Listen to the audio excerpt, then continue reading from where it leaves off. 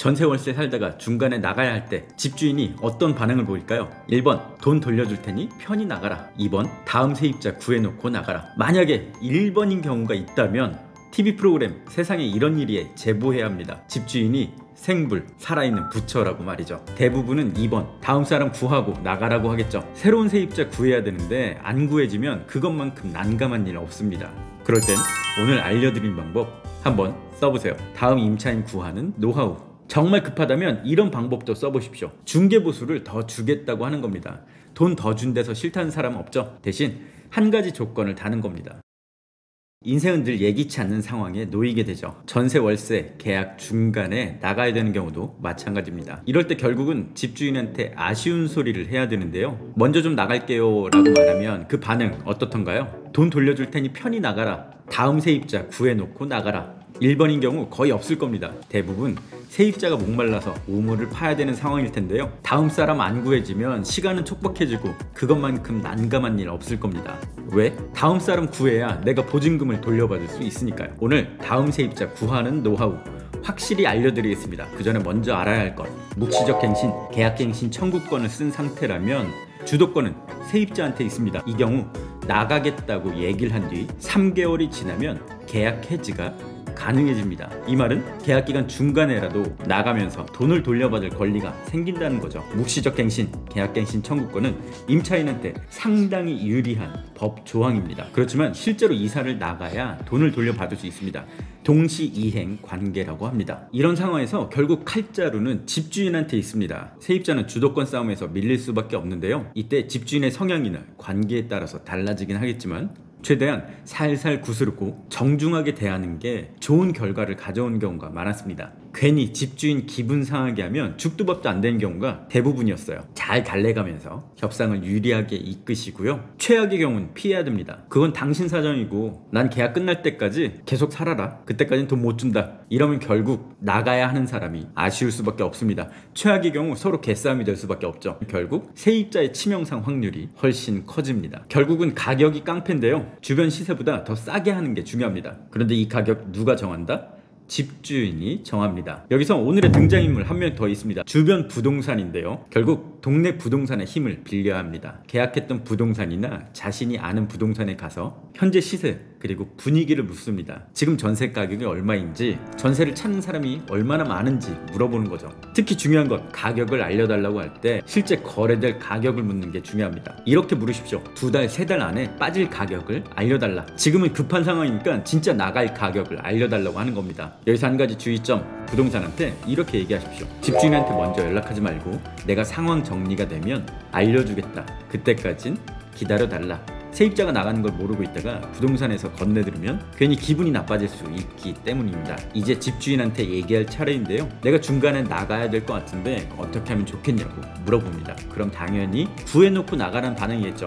가격이나 조건은 그대로 할 건지도 물어보시고요. 집주인은 바로 결정을 하지 못할 겁니다. 부동산의 시세나 분위기를 물어보겠죠. 대부분은 계약한 부동산에 물어볼 겁니다. 그래서 처음에 부동산에 방문해서 가격, 시세 등을 들을 때 이렇게도 얘기를 해놔야 됩니다. 집주인이 전화 오면 잘 좀 얘기해달라. 진짜 빠질 가격을 알려달라고 말이죠. 집을 빨리 빼고 못 빼고 그 열쇠는 결국 가격에 있습니다. 집주인한테 가격을 깎아달라고 하거나 아니면 최소한 올리지는 못하게 하는 게 좋겠죠. 주변 시세보다 낮게 최소한 더 비싸지는 않게가 포인트입니다. 부동산에 몇 군데 내놓느냐 이것 또한 포인트인데요. 가급적 많은 곳에 내놓는 게 유리합니다. 그 모수를 늘리는 게 중요한 일인데요. 아파트라면 단지 내 부동산 집에서 가까운 곳 최소 서너 곳 이상 내놓으시고요. 자신의 집보다 시세가 살짝 비싼 곳에 부동산에도 내놓습니다. 한두 곳 정도요. 또 직원 많은 곳, 자리가 좋은 곳 한두 군데 내놓으시고요. 직원이 많거나 자리가 좋다면 그만큼 집 보러 오는 사람이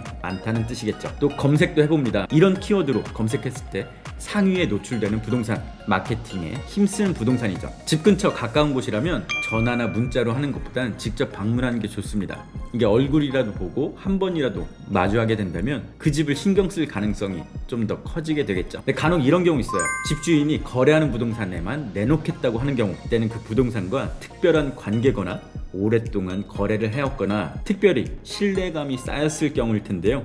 집주인에 다시 한번 얘기해 봅니다. 그 부동산 말고 다른 부동산에 내놓으면 안 되겠냐고 말이죠. 대신 다른 부동산에 내놓을 땐 집주인 부동산은 반드시 그 부동산으로 하겠다고 제안을 하는 겁니다. 이게 그 해당 부동산은 좀 싫어할 수도 있는 얘기일 텐데요. 집주인 부동산은 따로 있다고 밝히고 다른 곳에도 내놓겠다는 식으로 접점을 늘리는 게 중요합니다. 정말 급하다면 이런 방법도 써보십시오. 100이면 100, 부동산이 좋아할 만한 얘기, 중개보수를 더 주겠다고 하는 겁니다.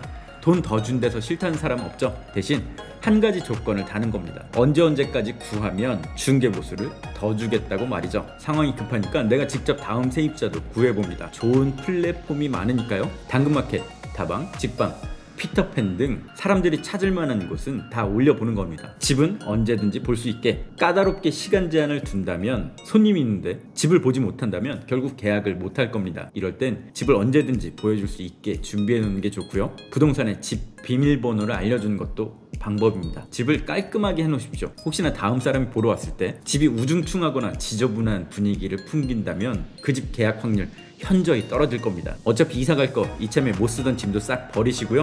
욕실, 주방 이런 곳 깔끔하게 정리해 놓는 겁니다. 결국 다음 세입자 구하는 일 적극적으로 나서고 좋은 점, 장점들을 많이 어필해야겠죠. 여기서 한 가지 핵심 팁, 잘 보낸 문자 하나가 10군데 사이트보다 훨씬 더 좋습니다. 부동산에 집을 내놓으면서 장점을 적극 어필하십시오. 이렇게 보내면 됩니다. 기본적으로 부동산 분들이 매물 정보를 정리해서 광고하고 홍보하는 게 맞지만 지금 같은 경우엔 먼저 어필해야겠죠. 문자 하나에 관련 내용들 깔끔하게 정리해서 주면 공인중개사분들이 참 좋아합니다.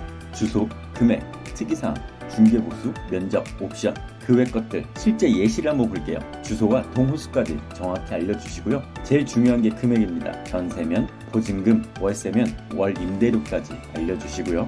혹시나 지금 자신이 살고 있는 금액에서 변동이 있다면 그 내용까지 알려줍니다. 또 중간에 나가니까 중개보수는 누가 줄 것인지도 정확히 적으시고요. 면적과 구조, 옵션 구체적으로 적어주면 참 좋아합니다. 집을 편히 보여주기로 마음먹었으면 비밀번호를 아예 오픈하던가 방문 전 미리 연락 주면 그때 알려주겠다고 적어 놓습니다. 크로스 체크해야 되니까 집주인 연락처도 적어줍니다. 그렇지만 먼저 집주인에게 부동산의 연락처를 알려준다고 미리 얘기를 했어야 됩니다. 또 자신이 원하는 이사 날짜 알려주시면 집을 빼기 쉬워질 겁니다. 지금 보여드릴 문자 예시는 제가 실제로 받았던 인상 깊었던 것들을 정리한 겁니다. 그리고 적극 어필할 게 있다면 문자에 같이 적어서 보내주세요. 노을 지는 햇살이 따스한 집, 남동향으로 덥지 않다. 상가, 정류소와 가까이 있다. 윗집이 조용히 살아서 층간소음이 없었다. 식기세척기, 에어컨이 구비돼 있다. 곰팡이나 결로 없이 쾌적하게 지냈다. 이런 자세한 내용들이 계약 확률 더 높여줄 겁니다. 그리고 마지막 중요한 건 알려드릴게요. 집을 깔끔히 치우고 사진 몇 장 이쁘게 찍어서 같이 보내주세요. 집 광고가 훨씬 더 눈에 잘 띌 겁니다. 오늘 이렇게 다음 세입자 구하는 노하우를 알려드렸습니다. 결국 가격이 깡패고요. 집을 빨리 빼는 것, 부동산이 상당히 중요한 역할을 하게 됩니다. 오늘 방법들 적절히 조합하셔서 원하는 결과 얻으시길 바라겠습니다. 혹시 여러분만의 노하우가 있다면 또 댓글로 알려주세요.